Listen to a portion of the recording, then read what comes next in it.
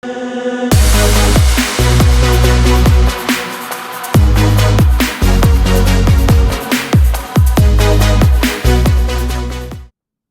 going on, guys? Welcome to another episode of a Student of the Game podcast.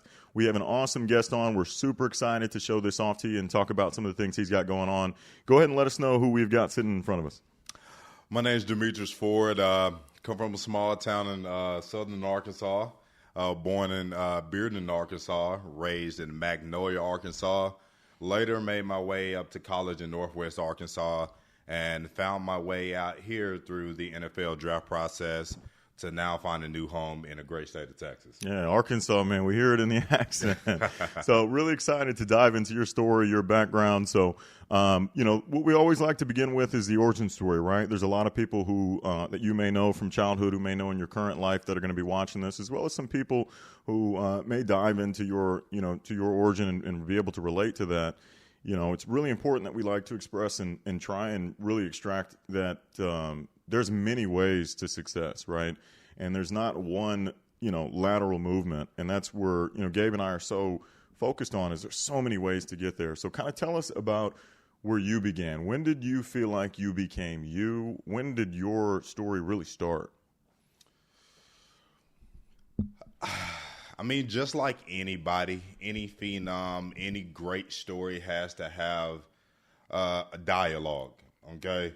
No one wants to read a story about anyone just winning all the time, right? It gets very mundane. It gets boring, and you want to see a little bit of adversity overcoming, right? Mm-hmm. So where I come from is known as, of course, the pigsty. Woo Pig Suey, that's pretty much that Arkansas has. Even with Walmart or Tyson, you grow up. So on that, I've been to Arkansas a couple times, mm-hmm. and all that was there was Walmart. Absolutely. I mean, and I don't know if I went to Rogers. I've been out there with you, but the time that I went there for work, I was in Rogers, and then I was in Fayetteville. Is that Fayetteville? Fayetteville. Yes, sir. And it's just Walmart. And I was talking to a lot of the locals, and they're like, look, man, you either work at Walmart or you work at Tyson. I mean, that's pretty much it. That's it. So when you were a child, what are we talking? Are we talking suburbs? Are we talking farm? Are we talking, neighborhood? What are we talking? I would like to label it as povertized country. Okay. But guys are wearing boots and stuff, right? You got it's pretty much black or white. It's my first time ever seeing truly a Hispanic was whenever I got to high school. It was a girl. Her name was Sierra. I was like, "Why does she have hair on her arms?" Yeah, that's significant, right? Yeah, it was a very, very monarch piece for me in my life as far as diversity. You really don't have that many. So who was in the household? We got brothers, sisters, mom, dad. Who's all kind of in the home? I had both parents. My dad remarried at 5 years old. Thank God. Found my stepbrother's mom from Lone Oak, Arkansas, another country town. And I had two older brothers. My dad fully adopted my half brother, which my biological mom had two kids, me and my oldest brother of the three. Mm-hmm. His dad abandoned him, and we were staying in Detroit, Michigan, until I was 5. Right, super rough times. You're talking about like super ghetto hood. Wait. So how did we get from Arkansas to Detroit? So my mom and my dad went through a divorce. Okay. And then you went with dad in Detroit? I went with mom in Detroit. Okay, I got you. Mom didn't want to let the kids go. She worked 2 jobs, a graveyard shift, as well as throughout the day. So I never really saw my mom. Okay. And of course, staying in Detroit, Michigan as a young black kid, man, I used to get bullied every day at Boys and Girls Club because my mom couldn't pick us up from school, so we had to ride the bus to Boys and Girls Club. Then she would come get us from there before she went and worked the graveyard shift to take us home. So gunshots every night and, lights going off, just a whole bunch of negativity around. So in the childhood, obviously your dad's back in Arkansas, right? Mm-hmm. So are we seeing, is there a father figure that we're seeing? Is there a male, image, that's, pertinent at that time, or are we kind of figuring out how to be a man ourselves? Pretty much figuring out ourselves in the trenches. I relied on my older brother. How much older? He's 4 years older than me. Okay. 3.5.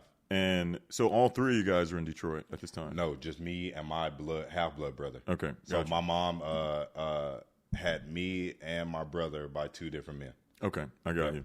Yep. So he's there, and you're, kind of young. At what point do you kind of realize what pathway you want to be on, what you want to do? I mean, because that's a lot. I mean, that's a lot to deal with. That you're processing not only the divorce, and a divorce for a child is such a big deal, right? Absolutely. I mean, it absolutely derails a child's entire life. I mean, you don't know what's going on. You have no idea what's happening. You don't understand the nuances of why this divorce is happening. So you're dealing with that. You're dealing with the fact that you've moved, completely across the world, across the country. When do things kind of get stable? Do they ever get stable? And when do you say, hey, this is the path in life that I want to get on? I mean, at what point did you kind of grasp this is where we're going? Big pivot point in my life was whenever my dad drove all the way from Bearden, Arkansas to come get me. Why'd he do that? He found out the living environments that I was staying in. Okay. And he finally was able to get his life together with his new wife of today that he met. And man, he really rededicated his life and got on the straight and narrow. What age were you at that point? I was 5 years old. Okay. So he drove there and basically said, like, I'm taking you. Yep. 5 years old. I was going in first grade. So I went to preschool with my dad. Then my mom came and got me. Then whenever I was going through the end of my first grade year, my dad came and got me because he found out what was going on. And brought you back to Arkansas. And it brought me back to Arkansas, drove all the way up there with my stepmom and with my stepbrother in a 2002 Chevy Tahoe. I remember it, all white. He still has it, actually. Yeah. It was running in like 2024, huh? Yeah, in 2024. And here are two kids sitting outside this pretty much looks like abandoned home with rails on the windows because it was so bad over there. And beside me stood my older brother, and my dad, being the great man that he is and great father and great just public figure that he is, he always had a heart to take in kids who didn't have a chance. Yeah. And that being my half brother, he took him in and fully adopted him. When do you catch that? I mean, obviously we're speaking as grown men in hindsight. You're a father now.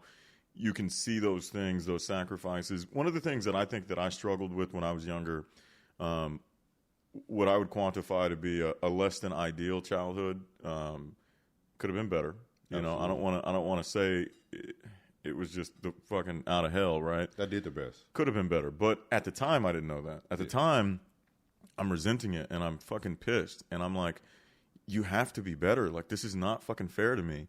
It wasn't until I became really a grown-ass man, not even like an adult at 18. Like, when I became a grown-ass man with responsibilities and shit, that I really looked back and was like, listen, for you to not be everything that I needed, you gotta be going through some shit. I mean, to not be fully there for your child, you have to be dealing with real-life trauma. But I didn't recognize that as a child. You know what I mean? So I had a lot of resentment growing up, a lot, man. And it wasn't until later in my life that I kind of gave some grace, right? I gave a lot of grace because I was like, you gotta.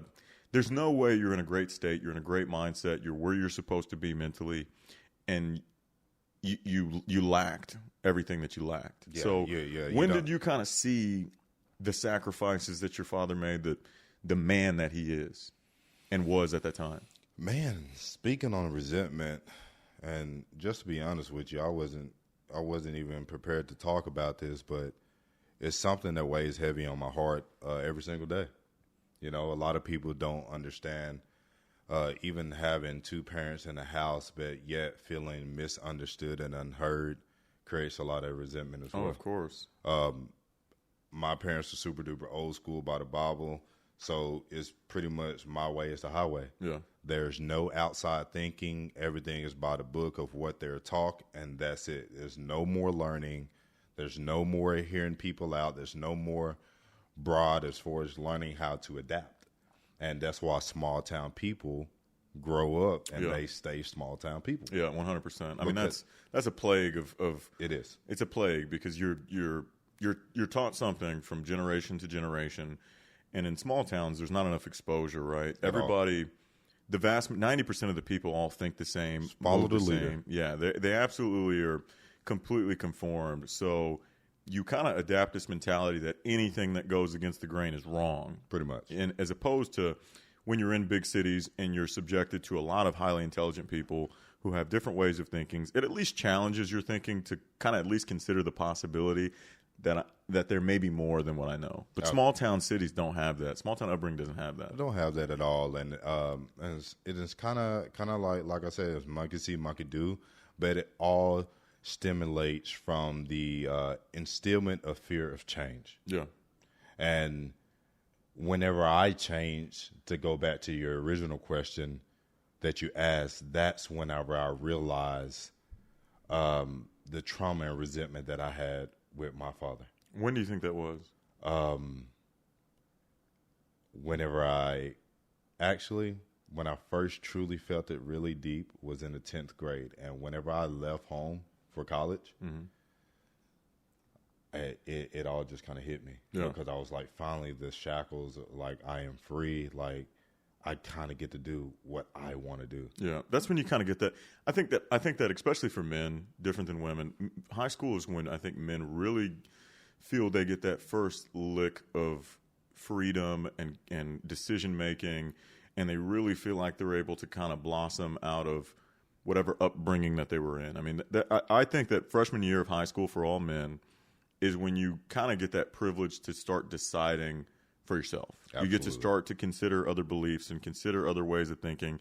And that's that and I think once you get to high school, there's so much conversation of what comes after high school. Absolutely. So that you start to really think like, okay, who am I going to be as opposed to who was I supposed to be based off my parents. So I think that's a very common thing that people get to that chapter in life and it's like, okay, now what do I believe and what do I want out of life? Absolutely. So, and that's when it all started to kind of transpire for us, like where I wanted to go with my life was the 10th grade. I was the only sophomore starting on the varsity team. Yeah. I took a senior spot at middle linebacker, and I played on the field with my older stepbrother that was a senior. What made football so special in your life at that time? My dad was the coach. Okay, all right. My dad, let me tell you a little bit about my dad, man, really briefly.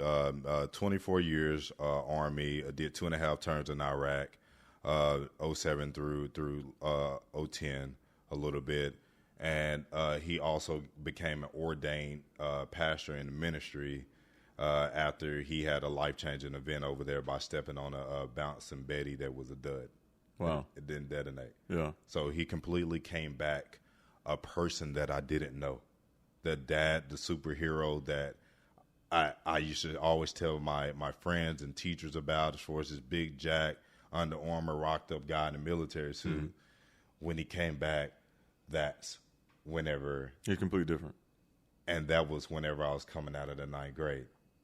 Yeah. And that's whenever the real deal, like the resentment stages kind of started for me, relating back to my previous conversation whenever I noticed it in the 10th grade. Yeah, because all that kind of goes hand in hand. It does. And life-changing experiences, I mean, I had an ex-business partner who had a life-changing experience, and he would, two different people. I mean, not only was this dude two different people, he changed his name and was like unrecognizable. Yeah. I mean, you could see a little bit of skeleton of the person he was prior to that, but I mean, a completely different person. Absolutely. So, and man, my dad came back a changed man because he always believes in doing better for people. But yet alone, I feel like he didn't really know how to channel his emotions and what he was dealing with as far as what he had been through. So here you go, me as a young man trying to develop. My dad's also in a development stage. At points in his life, he's never experienced anything before like that. Yeah, he's still growing. Exactly. And again, that's one of those small things that I think that we, as now adults, and I speak for everyone, that when you are a child and you hold your, I mean, man, I had a really, one story I want to give. I had a mentor named Santiago, very successful guy, right? Owns a electric company, does about $100 million a year. And he invites me to a Christmas. This had to be a couple years back, maybe 2020, 2021. And he says, hey, I want you to come over for Christmas dinner with my family. And I show up, and there's 35 people here, and they're all super tight. And it was an amazing experience. And then, during dinner, he says, hey, I want you guys to all give out flowers. You know, he's like, everybody waits till people die to give out their flowers. I want you guys to give it out now. It's a weird experience. I'd never experienced this. First off, I'd never really had the camaraderie. I'd never seen that, and I don't want to, say my family was crap, but I'd never been in a room during a holiday with this much like festivity. It was very uncomfortable for me at the time. Like I'm kind of looking around like, is this real? Like, it was so beautiful. It felt like I was watching a movie, or it felt like these people were faking. Like, it's crazy how you felt out of place. No, I was like, man, this is so weird. Everybody was just fixing plates for each other, and they're just so fucking happy. And I was like, what the fuck is going on? And I remember they start giving out these flowers, right? They start calling to each other, and they just start saying things that, like, these are the things that I would have said after you died, right? And I find out that one of Santiago's close friends is a comedian named Michael, and he had adopted, 2 girls who were going through a lot. And one of the girls just says, hey, I want to give my father, who's her adopted father, some flowers. And she just starts bawling, crying. And one of the conversations that came up was like, listen, what we don't realize when we're children, and this was like a never forget moment, right? Especially for everything that I had gone through. Yeah. And he clearly invited me because, like, my family situation, right? Mm-hmm. And she's like, sometimes we forget that our parents are learning how to be parents. She's like, we expect our parents to figure it out because we need them to figure it out because you're supposed to help me grow. And we just think that you've already grown. And sometimes we just have to remember you don't know what you're doing either. Absolutely. And we're all figuring this thing out together. Absolutely not. And I've got to, like, be okay with the fact that you don't know how to be a parent yet. And that's that weird thing that when you're a child and you don't know shit, but your parents do such a great job at pretending they got it all figured out, but then you recognize that this shit ain't right. So it's like, bro, you suck at this shit. That's the number one take as a new father that I promised my kid that I wouldn't do. It's pretend like you got it all figured out. Pretend like I got it all figured out. And you just got to be blatantly honest with your kid, because honesty is what drives a true bond to last forever. Mm-hmm. And that's culture. I mean, that also applies in business, right? Like, in my companies, I tell people, look, man, I ain't got the fucking answers. We're gonna try this, but listen, I don't have all the answers. Like, I've got an idea, and we're gonna give it a shot. But man, I'm not the end all be all know all, and that's something that I think I learned from that, and similar to probably how you're going into your fatherhood after witnessing some of those things that we looked at and kind of judged as children. Absolutely so, but it also dilutes that resentment feeling. 100%, 100%. Because you're upfront and honest, and you say, if I tell my kid that, hey, everything's gonna be all right, I'm gonna make it happen. I'm gonna do this. I'm gonna show you, and it never happens. Yeah. Then your kid blames you, but most of all, even as a kid, us not knowing how to truly navigate our emotions, you feel so let down. Yeah. No, that's 100%. I mean, I remember distinctly the evictions, the foreclosure. I remember how many schools I had to go to. Like that, as a child, you don't go up to your parent and be like, you gotta get your fucking shit together. Yeah. You know what I'm saying? Like, You don't do that. You just pack your shit and you fucking, like, process it later. And you're just like, holy fuck, dude, like, this shit sucks ass. Yeah. And it doesn't start off like, oh, you suck. But after a while, you start to think like, man, like, why the fuck do I have to go through this? Exactly. Because Billy doesn't have to go through this. You know what I'm saying? Jimmy don't have to. All my friends don't have to go through this. Yep. And that's where it stems into resentment. And I think that's such a graceful thing, is to be like, look, I'm doing my best, and I don't know what's going on. Listen, I'm going to try to be honest with you. And yes, it sucks because you don't want to tell your kid that you ain't got it figured out. Exactly. But if you ain't got it figured out, you ain't got to figure it out. Yeah, you got to figure it out. And, man, let me tell you something. Because just hearing your childhood, I had a little specks and pieces of that whenever I lived with my mom, because she had a hole in her pocket, just didn't know how to budget. But with my dad, I had both parent figures. And like I said, I had everything that I needed. Mm-hmm. I never truly needed for anything. They knew how to be. They're super frugal. So even with the clothes and shoes, we kept them in great shape. They took care of them. So I always got hand-me-down. So I always had clothes and shoes. I had a nice house around on my back. My dad was working his job. My mom was stepmom was a teacher. Mm-hmm. But man, trauma also comes from having both parents in your life, and you as a kid wanting more. like you said, just watching Billy, I used to get so upset at kids. And, I mean, you hear it all the time. It's like, bro, you spoon-fed. This is that, right? Yeah. But, dude, that's bragging rights for their parents because they got them a step ahead. Yeah. Now that I have a kid, I want people to look at my kid and be like, oh, you're spoon-fed. He got a new car. He got this and that. Hey, yes, he does. Because I busted my ass and I earned that so I can put him steps ahead, which is generational wealth. Yeah, 100%. Now, the caveat to it is making sure that you navigate getting the child to understand the privilege. Because, look, man, I grew up, and listen, I'm going to say it, and it's out there. I grew up, at the time, my best friend's name was Kenny, lived 2 doors down from my grandmother. So my grandmother was that rock for me, right? My mom used to, which I now commend her for, and I didn't recognize as a child, but she used to wake up every morning, 5 a.m., take me to my grandmother's house for a good chapter of life, because my grandmother lived in a much good area. We lived in a crap area. My grandmother lived in a nice area. Absolutely. So she would drop me off. She wouldn't pick me up till, whenever she could at like 10:30. So my entire good part of my childhood was I saw my mom from the ride at 5 a.m. and the ride at 10 p.m., which is, you're fucking a kid, right? You're asleep, bro. We're asleep. Sleep at 5 a.m. in that car ride. Like, let's be a buck. Yeah.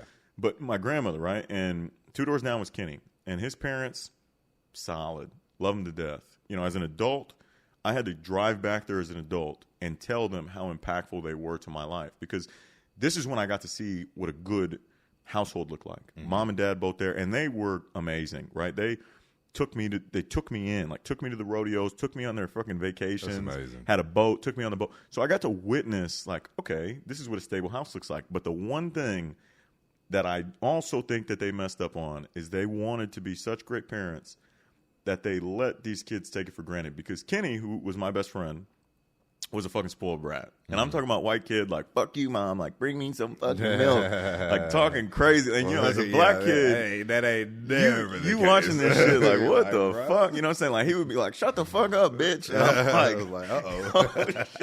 and she would just walk off. So it was weird, but she gave him a great life. And I always like to talk about upbringing because it's such a difference on where people develop. Because, again, this isn't me talking shit. This is just me recognizing life. Kenny still lives there. I'm about to turn 30 in 3 months. And unfortunately, I lost a cousin a couple months back. So I go back out to visit everybody, and Kenny's still in the house. That's sad. Kenny became a gamer, and not a gamer making money. You know what I'm saying? Just a kid playing games. That's sad. And it is sad because they did everything right. Outside of the privilege and the development of making sure he knew that this was not easy, that this didn't come easy. That it just didn't come. They gave him everything. They gave him everything that I wanted, right? I wanted that. And again, I'm not just saying like, oh, man, my life was terrible. I mean, we were going through shit. But that was the experience of, and also you recognize it as a child, right? Like his father's name was Ryan. His brother's name was Ryan. And, all this little things, right? Like fixing the car, working on shit. Kenny would be like, man, I'm not fucking doing that. And I'd be like, shit, I'll do it. I'll hold a flashlight. Valuable pieces of life. And those are things that I needed. I needed to see what it was like to have a dad, right? To see the care for dad. It showed me how to be a man. Because again, small note, there was no men in our family. Yeah. I didn't know my dad. My grandfather passed before I was born. I only had one uncle, and he lived in California. So there were no men in our family. My grandmother, she had 3 daughters that were in the life, and the other 2 had daughters. So I was the only male in the whole family. Mm-hmm. So I needed to just see a guy, just see what you were supposed to be like. Absolutely. You know what I mean? And that was so impactful to me. And that's I always tell people, you got 3 different types of people in this world, right? You got those who are gifted. Right, they come out the womb that kind of just go with it, and they just for some reason they figure it out and they're great at everything they touch. Right. Mm-hmm. Then you have those who are given all the tools to build a house, and they just sit there because they want someone else to do it for them, Mr. Kenny. Then you got that last person who are like yourself that didn't have the tools. Yeah. Wanted the tools. Once you got around the tools, you were eager to build it. Yeah. So you got to understand the different personality traits in people, because I had a hard time understanding that until this year. everyone doesn't think like you, Demetris. Yeah. And I used to get so frustrated with people whenever people didn't want the most out of life for themselves. And I wanted more for them than they actually want for themselves. Yeah. And those were the people that I was giving the tools to, and they didn't even pick it up, but complained about not having a nice house. Yeah. I think you learn that in entrepreneurship. And obviously we're going to get into current state affairs, but entrepreneurship, I think I've said this before. I think that's the hardest lesson is when you start to develop people and you start to take people under your wing and you really want them to succeed. Like Absolutely. You yearn for it. Like it keeps you up at night and it makes you pump. And then you start to recognize that you don't want it as bad as you don't want to win as bad as I want you to win. And it is a mentally exhausting state. It's the most mind-boggling thing. Yeah. I can process and deal and find solutions to a lot of things, but to this day, I've yet to figure out why people do that. Yeah, and that's why when we get into these podcasts, those are those things I want to know, right? Why? Because this is my philosophy. When you are innately driven, when you're an innate driven person, right? I think the easiest layman's term for it is when you are a natural hustler, right? You don't have to tell a motherfucker to go hustle. Those things are not conscious decisions. We don't wake up and go, today I'm going to try. That's just who you are, right? So then one of the toughest lessons that I ever recognized, which in a small note, and then I want to get into your story, but in a small note, it's so stupid, but this is how I learned this lesson. I had some good friends of mine. We put together a rec league basketball team. And I got a good friend named Mello. He played Division I basketball. At the time, I was fucking 8% body fat, hooping every day, like in great shape, right? Like fucking phenomenal shape. And him and I were cooking. I mean, we were playing ball all day, every day against college Division I players. So we decided to grab some of our friends, regular guys, and we go, hey, let's join this rec league. We joined the LZ Odom League, which is probably the highest level of basketball in Dallas-Fort Worth. And I'm talking about guys that play overseas or in this. And we're like, fuck it. Like, me and you are good enough to at least keep us in the game. Let's do it. Exactly. So we grabbed some of our friends. This is really like an epiphanic moment of when I recognized competitiveness, which is not a consistent trait. We're in this league, bro. We're 0-7, right? And it wasn't about the losing. It's about the fact that, like, these are my fucking friends. They don't give two fucks about winning or losing. And I got into a tough conversation with a good friend of mine. His name is Joe Camacho. Never spoke to him since this conversation. And I said, dog, what the fuck, bro? And he said, Kevin, we don't care that much. Like, this is not our job. We're not getting paid for this. And I'm like, but don't you want to win? And he was like, not really. And I was like, but don't you see how bad I want to win? And does that not make you want to win because how bad I do? And you're my boy? He's like, Kevin, I don't really care about this shit. And that was like, I used to think, because competitiveness is innate to me. I don't have to consider it. I used to think that everyone felt it, and then people consciously made a decision to ignore it. That was the first time in life I really recognized they don't feel it at all. At all. I used to genuinely think, almost like an alarm that pops up on your phone and you choose to dismiss it, right? That was the first time in life where it really slapped me in the face that notification never hits their phone. And I just thought everybody was making a decision. So I was going about life trying to tell people, just stop dismissing it. Stop consciously deciding to not be competitive. Stop consciously deciding to not have drive. No, it made me recognize they just don't have it. It doesn't cross their brain at all, ever. At all. And I didn't know that because it always crossed my brain. Even now in my current state of affairs, right? I'm not the richest guy in the world, but I'm also not the brokest. Dude, even at red lights, when I'm in a nice car and I look over and this motherfucker got a nicer car, I'm like, I want that shit. I gotta go get it. I want that shit. Like, I gotta go get it. And other people were like, and I didn't. I used to think everyone looked at it and said, I want that, but I don't want to do that work, so I'm going to pretend I don't want it. Everyone's aspirations in life, they don't have the same aspirations as you do. No. You know, it's so funny to me because a lot of people that come from nothing want something, but you got to also realize a lot of people that come from something want nothing, which is mediocrity and simplicity. Yeah. So you just got a whole lot of different personalities in this world.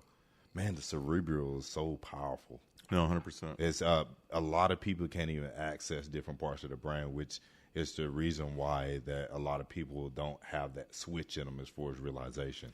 Well, the brain is a muscle, right? And all muscles that you don't use weaken. I mean, if you don't if you don't squat ever, if you don't bend down, you don't lift things, your quads are going to get weak, and you're going to start to see that in your day-to-day life. You're going to see that when you need it. I mean, all muscles weaken without usage, and the brain is a muscle. The more that it's just like what you feed and expose it to. It's going to strengthen. It's going to be like that. So, but one thing I want to get back to, talk to me about the football career. Talk to me about, how that took you into college, and then how college took you into the draft. Talk to me about that. So coming up, man, it's crazy. I used to play offensive line in the 8th and 9th grade, and I always told my coaches, like, man, I'm a linebacker. Yeah. Like, I'm a linebacker. Like, dude, like, I need to be making plays out here. So I went through. What, they had you at tackle or what? Bro, they had me at pulling guard. And that's how I knew I was a linebacker, because I love pulling. Yeah. They pulled me every play to go knock somebody out. So it was pretty much I was playing defense on offense. Yeah. And, man, I was a chubbier kid, I will say. And, man, my dad really messed me up mentally, because he used to call me obese. He used to call me fat. He used to wake me up at 4:30 every morning to go run miles with him. And I used to, like, and I thought I had, like, a problem, like asthma. I guarantee you I had asthma, but he cured it. He pushed you through it. Yeah, he pushed me through it, man. He developed those muscles great for me. So, man, my dad, one thing I do commend my dad on is waking me up early and doing the things that I don't want to do, because that's what you get every day out of me as an adult. So I went through college, through high school. Like I said, I earned a starting position as 10th grade. Only person didn't play JV. All my friends were on JV. Ended up developing a good rep. Going into my junior year, I had some offsets, because now I've got a name out there. Mm-hmm. So I used to get targeted. I didn't know how to deal with it. Mm-hmm. So I had a struggle year that year. Then I bounced back my senior year, and I had a big breakout year. Going into my senior year, I had no scholarships. And at that time, what was your thought? You're thinking you want to go play college ball? Is that what's I always wanted on to your mind? play in the NFL. Okay, so you knew that at that point already. I knew that I wanted to be in the NFL. And how much pressure is it going to senior year with no offers? Going there was tough, but you want to know what made it even more tough? My dad in my ear every morning telling me that I wasn't earning the scholarship because I was lazy, and that if I didn't get a college scholarship, that I was going to have to go to the military like he did. So is that fueling you? Is that pushing you, or is that resisting? It fueled the heck out of me. Okay. And it fueled me so much that it became a fear of failure. Okay. And that is still in me now. So a lot of people ask what my deepest fear is, and it's going backwards. I like even talking about it right now makes my chest tight. I fear it so much because I know what it feels like to be successful and what it took to get there. Mm-hmm. So whenever you go backwards, you got to start the process all the way over again. Yep. So just the growing pains that I ended up getting multiple scholarships. I got scholarships in track and field, number 2 in the state of Arkansas for a shot put in disc. I got scholarships in football, and I even got scholarships in basketball. Right, you was balling, man. I was doing it all. I was that guy on campus. Yeah, I was the man, and ended up turning down all of my other scholarships to go play football with my older brother, which is the middle one, stepbrother. Yeah. He was already in Russellville at Arkansas Tech, so I turned down all my scholarships. Because he called me. He was like, hey, I don't want you to make a decision based off me, but it'd be really great to play my last 2 years of football with you. Which is sick. That's got to be a dope moment. That moment right there was very pivotal for me. Yeah. And when he sees this, he'll understand. Because I had a lot of outside influences during that time. Yeah. A lot of distractions. And, man, when I made the decision, I knew it was right for me because it was right in my heart for what I wanted to do and the placement I need to be. And went to college freshman year, got put on school probation, was partying it up, man. Yeah. I was a PK. You're coming from a small town. Dude, and I was a PK. Yeah. And I was a military kid. Dude, structure and discipline was the number one thing in my house. And once you get that first inch of freedom, dude, it's like, I'm up. Like, oh, my God. Like, this is what I've been waiting for. So I almost failed out of school, which whenever I graduated, so my dad told me I wasn't going to get a college scholarship. Whenever I got to college, he told me that I was going to fail. And I don't know what it is about that guy, but I guess he knew me as a person. When you tell me that I'm not going to do something, He knew how to push you. I'm going to do it. Yeah, he knew how to push And you. I appreciate him for that wholeheartedly. So when I got to college, guess what happened? What he told me was going to happen. I ended up getting on school probation, got a red shirt in my freshman year, and I had all D's and an F. I wouldn't show up to class, wouldn't wake up because I'm just like, man, I've been waking up earlier than anybody. Like, finally I get a break, right? And, man, ended up getting in the tutoring program and finding the right guys in college as my coach. And he saw it through because he recognized the potential of what I could be. Ended up coming back that next year, getting a little bit of playing time. I was super duper talented. Felt like I should have started as soon as I got there. And then going into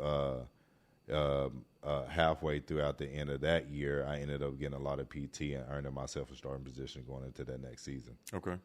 And from there, that's whenever all conference and all the accolades. Everything took off because I built that confidence in myself, knowing that, okay, finally it's my time. Yeah. So meanwhile, my brother was playing side by side too. We used to be in newspaper articles all back home, like, hey, the Ford brothers are together again, knocking heads off. So that was a pretty surreal feeling for me, and great moment for my parents to know that, hey, we got statistics. We make a newspaper in Russellville and at home. Yeah, with our pictures posting them. So it was a great feeling. And then, like I said, from there, I ended up going through the draft process. That's how I got to Texas originally. I graduated college in December 2016 and moved here the next exact day to start training for the pro days and the combine. And then how obviously you come out here to start getting ready, and then obviously that chapter closes, the next chapter opens. So once the NFL door, once the football door closes, how do you know where to go? What makes the decision on the next pathway, the next step?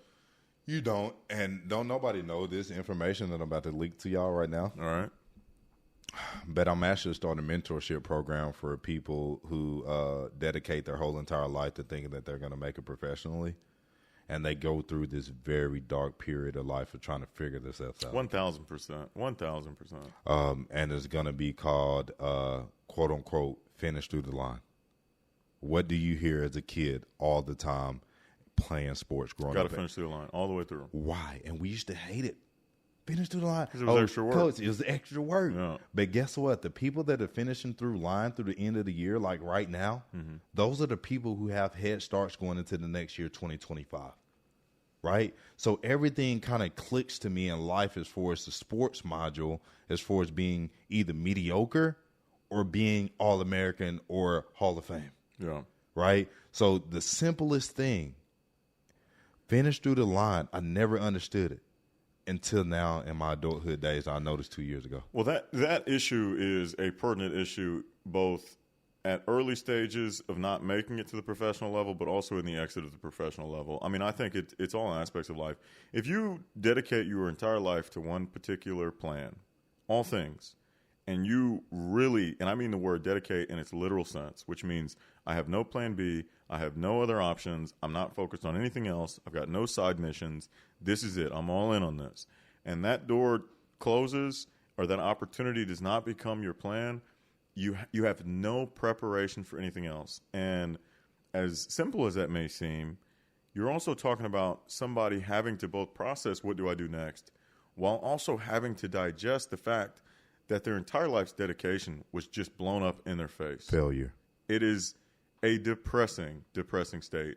I went through it when I thought the military was all I had, was all I was going to be, this was everything, and then that door closes and you're like, well, what the fuck do I do with my life? And you're almost at this place of like, well, fuck it, And that happens. That happens with, I know people who were in professional sports for a year or two, and then they realize this ship has sailed, and they're like, dude, I don't know what to do. And there are countless, unfortunately, countless stories of college athletes that are either kicked off their college program or have the realization that the next level is not attainable for them, because the amount of people in any sport, you can pick any sport, that play, even if you just take into account Division I sports, that make it to the professional level is roughly 3 to 7%, depending on the sport that you pick. That means that there's 96% of Division I professional athletes at the college level that are probably, I would say half of them think they're going to get to the next level. They're great players. They're great. But you're now talking about the elite of the elite of the elite. They don't have plan Bs. Now, again, I think half of those people, they know they're not going to make it to the NFL. Them motherfuckers ain't getting no playing time in college. Absolutely. But the other half, they've been starting for 3-4 years. They are at least hopeful of the next level. They're in the draft. They don't get drafted. And you're now talking about somebody who put his whole life into this, and it's like, dude, I want to kill myself. I don't know what else to do. Yeah, you don't know how to control those emotions. Absolutely not. And I mean, just to verify your statement, they say that your chances of getting struck by lightning are higher than you actually being a professional player. Yeah, that's crazy. Yeah, and it's equal consideration. It's a wild statement. So then what? So what happens? Who gets you? What's next at that point? I came out to Dallas, got picked up by LA, and got cut really, really quick to the point where no one even noticed that I got picked up. And I never pursued it again. I used to get calls from Oakland, the Chargers, to come work out and do this, but I had a lot of buddies within the system, and I saw how they bounced around, and they really didn't have much going for their life. Yeah, and it wasn't guaranteed. So I found work out here, and I started doing night security and working for a moving company during the day. So I had 2 jobs. I hated it. Hard, grueling work, long days and nights, and that geared me into figuring out that those were the 2 darkest years of my life. And I went down a wormhole. At that time, who's in the city? Who do you have in the city?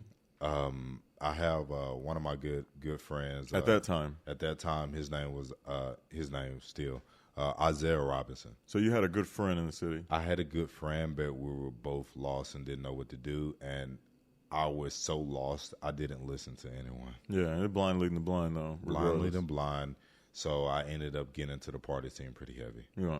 And which in Dallas is easy. It's super easy. Man. A lot of people fall in, and they never get out. Man, I know guys who were really successful, got pulled into the dark pit of the Dallas party scene, and them motherfuckers ain't never been seen since. They're 24/7 club goers. It's super addicting. Yeah.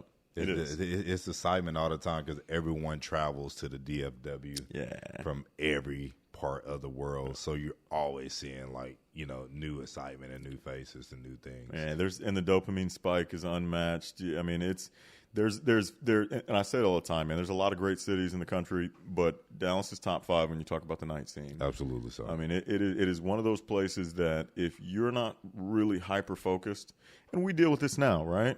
If you're not hyper focused, you can get lost in it. I mean, because you get a little bit of motion. People know your name a little bit. You start getting out these places, and it will call you. It will call you. It will call you every night to be like, yo, come out here. And there's the issue with the city is there's always something going. Mm-hmm. It could be fucking Tuesday. Mm-hmm. People are like, yo, we're here because of this. And you got to have that mental discipline to be like, no, nigga, I have to work in the morning. I can't do it. But at the beginning stages, it's exciting and it's fun, and you're like, yeah, I'm there. And then you find out you're out till 3, 4. Don't pull up on Remy at 5 a.m. You're there till 6 in the morning, and your next day's fucked. And you're going backwards. Yeah. And you're a constant backpedal, and you're watching your life pass you by. And I ended up meeting some people in the nightlife, and I ended up getting in some trouble. And in the midst of me getting in some trouble, I was changing career. I actually tried to get into roofing. Okay. I had a job corporate at J.P. Morgan Chase and Plano over there at Legacy. And I left that job and started roofing. And I spent up all my money, and I was still pretty much in the nightlife, and got in some trouble. And all at that point, I ended up getting kicked out of my apartment. No one knows this. I didn't tell anyone. Didn't tell my parents. I didn't tell my friends because I was embarrassed. Yeah. Everybody thought that I had it together. I was showering at a fitness connection. When was this? How long ago was this? This was 2019. Okay. 2019, I was homeless for 2 weeks. I was sleeping out in my car, taking showers at the gym, still showing up in front of my friends, partying and pretending everything. like everything was all good. Pretending like everything was what's good. up, y'all? Good to I see you. was going out and everything. Yeah, Dude. yeah. And I'm sitting here sleeping out of my Mustang, Yeah. 2-door. So then what? And I ended up getting detained, and then during that time, I ended up finding out that I was going to have a son. Okay. And So, all this is happening in the same bro, whirlwind. Everything happened at the same whirlwind. Whenever I tell you I hit rock bottom, like I couldn't go any deeper unless I killed myself. Yeah. Like I hit absolute rock bottom. I actually had to ask my baby mom to stay with her at one point. Because, and y'all have a connection now because she's pregnant at that point. Yeah. That's the tetherment. Yeah. And you're just like, hey, can I live here? She was kind of the only person that knew how bad in life I was off and like everything I was dealing with. And one side note I want to put out there before we continue your story is I think that one of the toughest parts when you're hyper competitive, which your upbringing, we really discuss, you are an innate hyper competitive, similar to myself, similar to a lot of the people that I deal with. I mean, if we don't have that in common, I really don't like people hanging out with people. I mean, we knew that since we met each other. Yeah. So one of the issues with being hyper competitive is when you get into a dark rut, it's really, really, really, and I don't want to understate the word really, tough to express that with anybody. But the paradox is you can't get that bitch out by yourself. Nope. So you're in this dark place that you cannot escape alone, but you kind of are prohibited from sharing it with anybody. So you're just kind of spinning and spinning and spinning. And the thing is, you are kind of optimistic that I am going to get out of this, but you don't really have any plan on how. Nope. Something has to just have its epiphanic moment to where it does snap. And my firm belief has always been, and I think it happens for everybody differently, and I'm going to ask you yours, but my firm belief is I don't think that you really change your lifestyle significantly to become the person that you're supposed to be until you get disgusted with the person that you are. And that looks different to everybody in their life. Everybody's got aspirations to change. Even in your dark place, you know, like, I don't want to be here. But there's always a moment where you just are absolutely, I think it's the same with fitness. There's a point where you know, you're a little bit out of shape, you know, you need to get in shape. But there's a moment where you get disgusted, right? There's that moment where you look down and your belly covers your dick and you're like, fuck no, I gotta change. So my question to you is, in that place that we're at in the story, what snaps you back to go, I need to become the D Ford that I now know?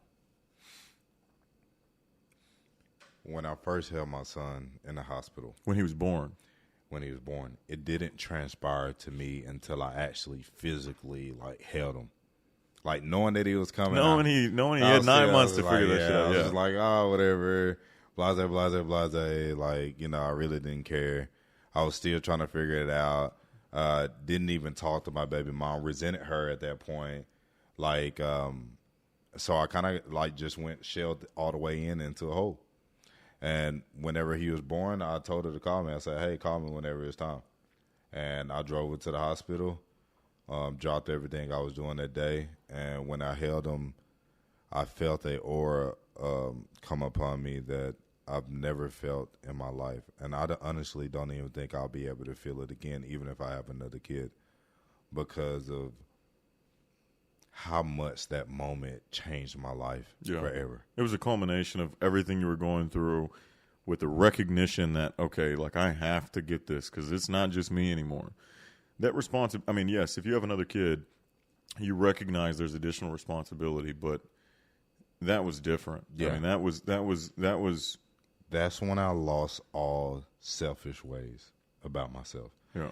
I went from D Ford to Demetris. At that point. Yeah.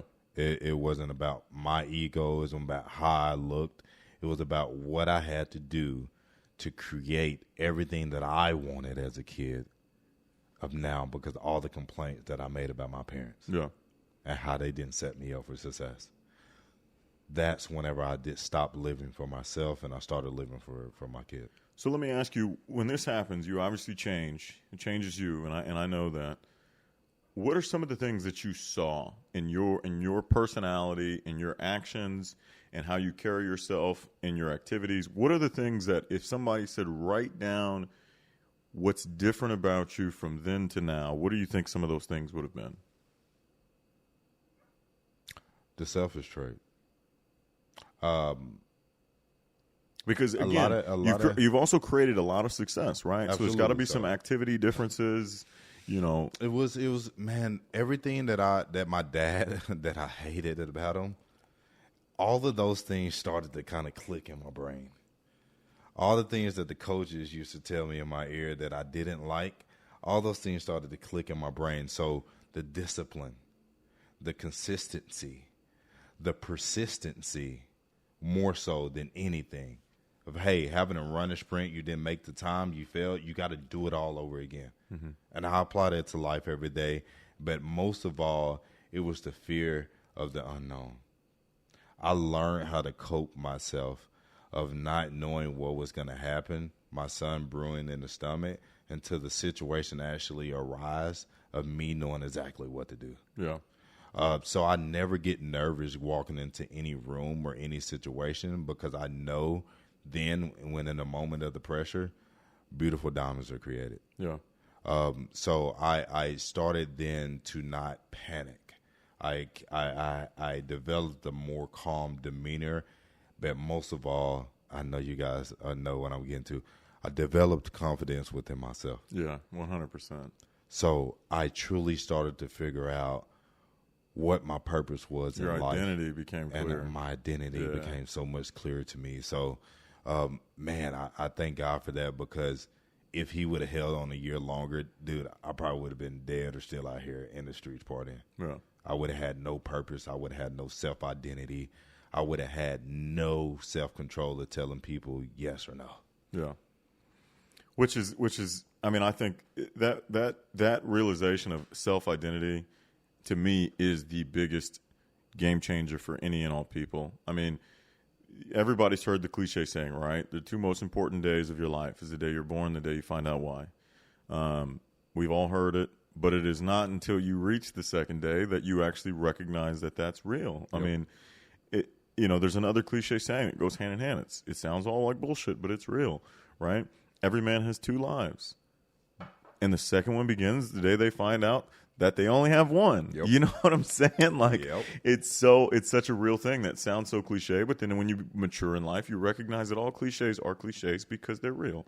Yes, people say it all the time, but there's always a point where you see the bigger picture and you start to realize why people have been stressing all this shit that you hated to hear when you were not at that point in life. You know, one small thing I wanted to bring up. Have you seen Untold about the Florida Gators?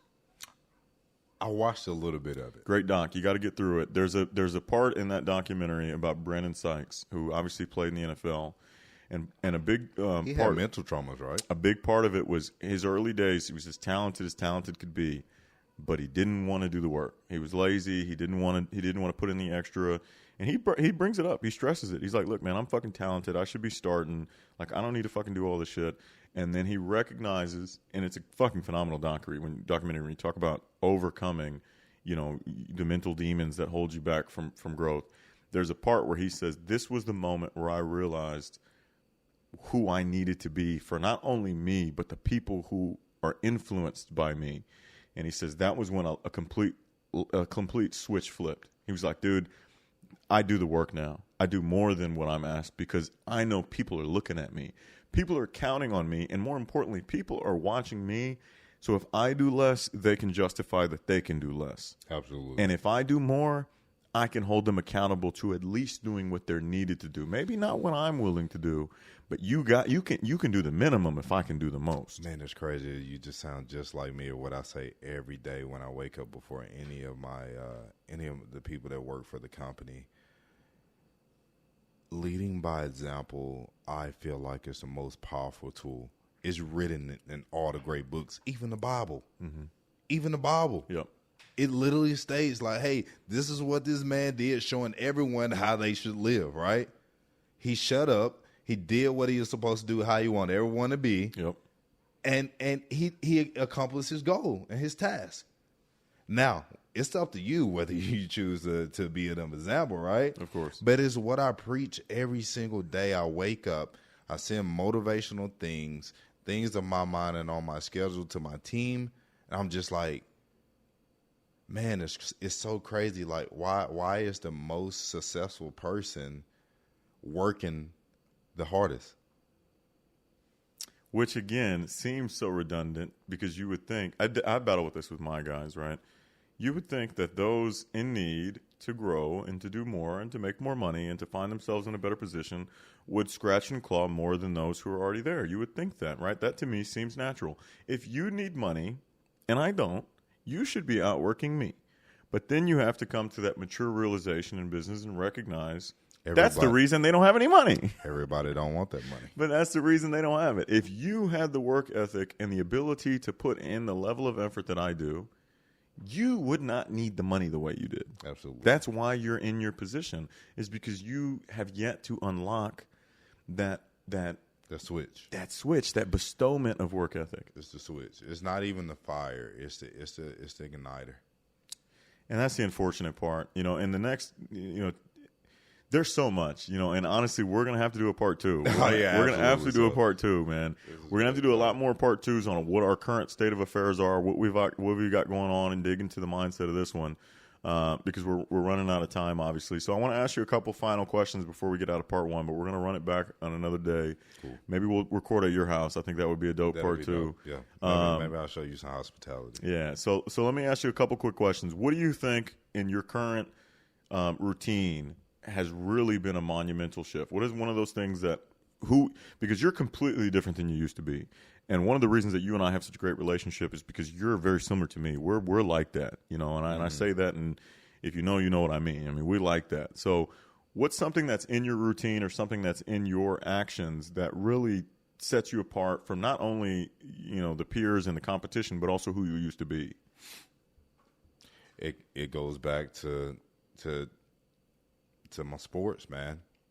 Before, I used to walk out the tunnel before every game.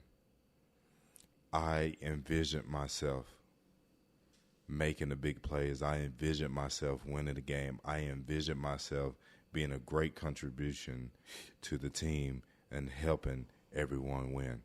And I do that still to this day. Every morning I wake up, I have a meditation period. I envision myself winning. I envision myself helping other people. I envision myself running the right plays on the right sets every single second of the day. Yeah. I have purpose. I have guide. I have initiative of knowing where I'm going and what I want to do on every single day. Which I can attest to. I mean, we've obviously spent a lot of time together. We've traveled together, and that is one thing that I've absolutely seen you do. I mean, you wake up in the morning, you meditate, you take time, you stretch, you take a moment, which is not something I do. So it's dope to kind of witness, because that's not a thing I get up and get the fuck going, right? But I enjoy that. I think it's dope as shit to see. I mean, I think that's something that contributes to a lot of what you're saying, and that's a dope thing in terms of application. Another question I have for you, what is in your past one major characteristic that you think was a flaw that you fixed since then? Accountability. That you lacked it then? I lacked self-accountability. Like an externalist, it was not my fault, it's everyone else's? I wouldn't even necessarily say it was a finger-pointing thing. I would say it's a kind of a lack of self-accountability, is understanding that sometimes you're wrong. Yeah. I get that one, because that ego will tell you, man, I got it. Like, I know I'm right. Especially whenever you're on highs of life, like like a roller coaster. It's like, okay, junior high school, you're the man. Now you got to go over and start over in high school, become the man. Now you got to go to college, become the man. So it's like, dude, I'm the man. Like, I'm him. And then you're just like, you got to establish yourself every demographic. Dude, listen. I want to say, we got to cut this episode. But listen, one thing I absolutely want to say, which is the toughest realization I've ever come across when I got into the business world, that nobody talks about. I've never heard anyone say it on a podcast. This is the first time I've heard any other human being bring it up. And I want to explain it because it is the toughest realization I have ever made in life. Someone's better than you. No, not that similar, but every single time. Here's my philosophy, and I've also seen Kevin Hart talk about this on a podcast. I believe that life in itself is very game-like. I don't think life is a game. Life is very serious, but it has a very game-like feel. I think if you imagine or had to manifest life into an imagination or a comprehension, imagine there's a game with a set levels. Let's say there's 100 levels for argument's sake. And each level has different challenges, it has a different standard, and it unlocks different shit. If you were on level 99, let's say level 99 requires you to have a net worth of $1 billion. Okay, that's going to unlock more shit. That comes with jets and boats and a different social status, right? And level 12, which maybe you need 30 grand a year, comes with different shit. It comes with fucking Toyota Corollas and McDonald's. Absolutely. Every single time that you level up, you unlock more shit. And I used to know that. It's easy to say that, right? I got to level up. I got to get better. I got to get sharper. I got to make more money. I'm going to level up. And then that's going to unlock different women and different friends. The toughest realization I ever made in life, which is very indicative in sports, but not in life, is every single time you level up, you got to start all over. You got to start over. And the best way I've explained it in layman's terms is think sports. If you are in a middle school and you were the best basketball player in your middle school, you're the fucking man. You're the fucking man. You ain't got to go to class. Everybody knows you. So then what happens is you're the best guy in middle school, so the high school says, we want you to play on our team. And you get to high school, nigga, you ain't shit. You're not shit. You don't get to skip class anymore. You don't get to not show up to practice. You're not shit. You're at the bottom. Yep. And you have to go through all the challenges of climbing that level again. And let's say you do that. Let's say that you get to high school and you work your ass off and you show your worth all over again and you show that I've got a work ethic and I show that I'm talented and I show that I can do the work. So you make your way up, which is a journey, to the top of the high school, and you get there and you go, I'm the fucking man again. Everybody knows I'm the man. I get the last shot. The girls love me. The teachers know me. I don't have to show up to class on time. Yep. So what happens is you get a call from college and they say, hey, man, we want you. And you go, fuck yeah, because I'm the man. And you get to college and you show up thinking you the man. You're not. You're not fucking shit. I don't care if you're the 5-star recruit. And it starts over and over. And sports, I think, is the best way to understand it. But the difference is sports only typically has 5 or 6 levels max. Yep. From the lowest level to the professional level, there's only 5 or 6 levels. Yep. But life has unlimited. an unlimited amount of levels. And that's the one thing I didn't recognize. Every time I leveled up in the world, I'm thinking I'm king of dingling and I'm the shit. I got to this new level. All of a sudden, I'm at all these private parties and I'm at all these events and I'm on these exclusive lists and I'm showing up to the events like I'm the man. And then you get there and you're like, nigga, you ain't shit, bro. Hey. At every doorknob turn into the different room, it's going to be more doors to get the different rooms. and listen, that was the thing that I wasn't, it really is a depressing state because you get this sense of cockiness of going, I can climb levels, right? And then you reach one that the climb is a lot thicker and harder because you're not, there's a level that your natural God-given ability has bestowed you to be. Yeah. And it's really easy to move up beyond that. You get to move up really quick. My first couple levels were super easy. Yeah. It was on easy difficulty because I'm not supposed to be here. Cakewalk. God gave me the ability to get here. So those were simple. Then you get to the one where now this is where you are. And if you want to keep going, you got to do it. That motherfucker's a different climb. Yeah. It's a different climb. Yeah. And that cockiness that you had in climbing all those, the best analogy I'll end it with is if you are God gifted in basketball. You jump out the gym.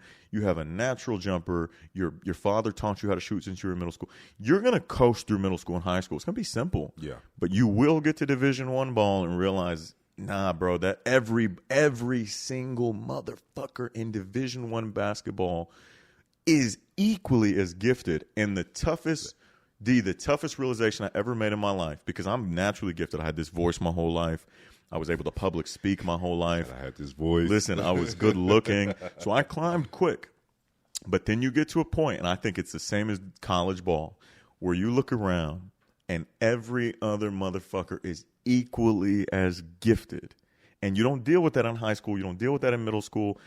There's not many gifted, but you get to Division I, and every motherfucker there was the gifted kid in his school. Every single person was the best kid in his school. And it is a humbling state. That's why small town folks stay small town folks. 100%. Oh, it's because they in fear of having to start over and understanding and realizing that their best is never their best. Tough.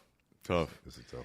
D, I appreciate you being on this one. We're going to run it back on another one because we're out of time. But thank you so much. I appreciate you guys for watching. Until the next one. Thank you for having me.